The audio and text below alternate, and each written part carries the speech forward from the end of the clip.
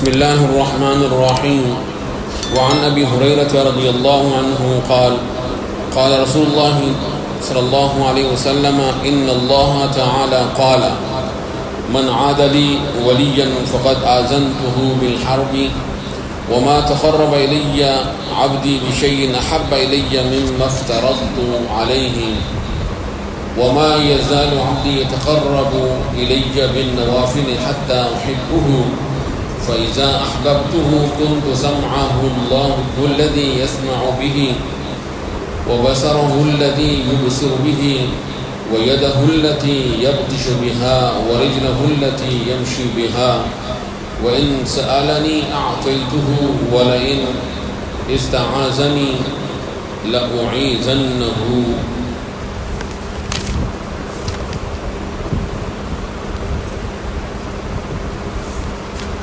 حضرت ابو ہریرہ رضی اللہ تعالی عنہ سے روایت فرماتے ہیں کہ رسول اللہ صلی اللہ علیہ وسلم نے فرمایا،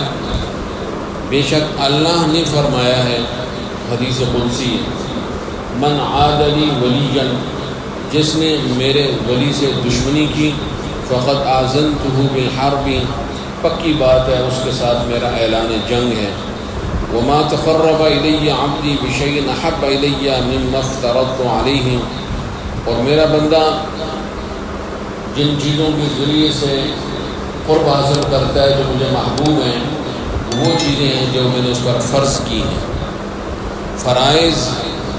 ادا کرتا رہتا ہے، میرے قریب ہوتا ہے۔ اس کے علاوہ وما یزال عبدی یتقرب الی بالنوافل، اور پھر بندہ مسلسل نوافل کے ذریعے سے میرا قرب حاصل کرتا رہتا ہے، یہاں تک کہ احبہ، پھر میں اس سے محبت کرنے لگتا ہوں۔ سب سے پہلی چیز ہے فرائض کو مکمل کرتا ہے، پھر اس کے ذریعے سے اسے میرا قرب ملتا ہے، پھر فرائض کو ادا کرنے کے بعد نوافل مسلسل ادا کرتا رہتا ہے، یہاں تک کہ میں اس سے محبت کرنے لگتا ہوں۔ فَإِذَا أَحْبَبْتُهُ، پھر جب میں اس سے محبت کرتا ہوں، كُنْتُ سَمْعَهُ الَّذِي يَسْمَعُ بِهِ، تو پھر میں اس کا کان بن جاتا ہوں جس کان کے ذریعے سے وہ سنتا ہے۔ اللہ فرماتا ہے میں اپنے ولی کا کان بن جاتا ہوں۔ وَبَصَرَهُ الَّذِي يُبْصِرُ بِهِ، پھر میں اس کی آنکھ بن جاتا ہوں جس آنکھ کے ذریعے سے وہ دیکھتا ہے۔ وَيَدَهُ الَّتِي يَبْطِشُ بِهَا، اور پھر میں اس کا وہ ہاتھ بن جاتا ہوں جس ہاتھ کے ساتھ وہ پکڑتا ہے۔ وَرِجْلَهُ الَّتِي يَمْشِي بِهَا، اور پھر میں اس کا پاؤں بن جاتا ہوں جس پاؤں سے وہ چلتا ہے۔ وَإِن سَأَلَنِي، اور اگر وہ مجھ سے مانگتا ہے، اعطیتہ، تو میں اس کو عطا کرتا ہوں۔ وَلَئِنِ اسْتَعَاذَنِي، اور اگر وہ مجھ سے پناہ مانگتا ہے، لَأُعِيذَنَّهُ، تو پھر میں اس کو پناہ بھی عطا کرتا ہوں، ضرور پناہ عطا کرتا ہوں۔ یہ اللہ تعالیٰ جو بندے کا کان، آنکھ، ہاتھ، پاؤں بنتا ہے، اس کا مطلب کیا ہے؟ اس کا مطلب یہ ہے کہ جب بندہ اللہ کا قرب اختیار کر لیتا ہے، اللہ بندے سے محبت کرنے لگتا ہے، تو پھر وہ بندہ اللہ کی مرضی و منشا کے خلاف کوئی کام کرتا نہیں ہے۔ یعنی آنکھ سے وہ دیکھے گا ہی نہیں جس چیز کو اللہ نے ناجائز حرام قرار دے دیا ہے،